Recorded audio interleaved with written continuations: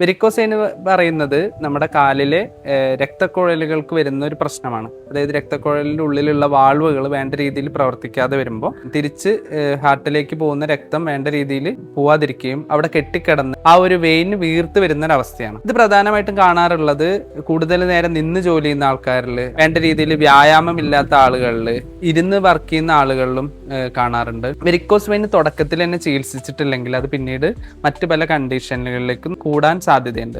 പ്രധാനമായിട്ടും ആ ഒരു തുടക്കത്തിൽ വേദന ഇല്ലാത്ത അവസ്ഥകളിൽ പിന്നീട് അത് വേദനയും അവിടെ നീർക്കെട്ടുണ്ടാവുക, അതുപോലെ തന്നെ രാത്രിയിലൊക്കെ വേദന കൂടി വരുന്ന അവസ്ഥ, പിന്നീട് കൂടിയ സ്റ്റേജുകളിലൊക്കെ വെരിക്കോസ് അൾസർ എന്ന് പറയുന്ന അവസ്ഥ ഉണ്ടാവും. ആയുർവേദ ചികിത്സ നമ്മൾ ചെയ്യുമ്പോൾ ഉള്ളിലേക്കുള്ള മരുന്നുകൾ, രക്തശുദ്ധി വരുത്താനുള്ള മരുന്നുകൾ, അതുപോലെ തന്നെ നീർക്കെട്ടും വേദനയും കുറയ്ക്കാനുള്ള പുറമേ ഇടുന്ന പറ്റുകൾ, ചൂർണവും തൈലവും കൂടെ മിക്സ് ചെയ്തിട്ടുള്ള പൗഡർ മസാജ്, നമുക്ക് തൈലം യൂസ് ചെയ്യുമ്പോൾ എപ്പോഴും വാൾവിൻ്റെ ദിശയിൽ, വാൾവ് ക്ലിയർ ആവുന്ന ദിശയിൽ, എതിർ ദിശയിലാണ് നമ്മൾ വെരിക്കോസിൽ ഒഴിച്ചിലൊക്കെ ചെയ്യേണ്ടത്. കൂടിയ സ്റ്റേജുകളിലൊക്കെ രക്തമോഷം, അതായത് കെട്ടി നിൽക്കുന്ന ബ്ലഡ് കളയാൻ വേണ്ടി ബ്ലഡ് ലെറ്റിംഗ് ചികിത്സ വളരെ നല്ല റിസൾട്ട് നൽകാറുണ്ട്. പലരിലും കാണുന്ന ഒരു പ്രശ്നമാണ് പിഗ്മെന്റേഷൻ എന്ന് പറയുന്നത്. ഡാർക്ക് കളറിലായിട്ടുള്ള പിഗ്മെന്റേഷൻ വരുന്ന അവസ്ഥയിലൊക്കെ ലീച്ച്, അട്ടയിടുന്ന ചികിത്സയും വളരെ നല്ല റിസൾട്ട് നൽകാറുണ്ട്. അതുപോലെ തന്നെ കപ്പിംഗ് തെറാപ്പിയും നല്ല റിസൾട്ട് നൽകാറുണ്ട്.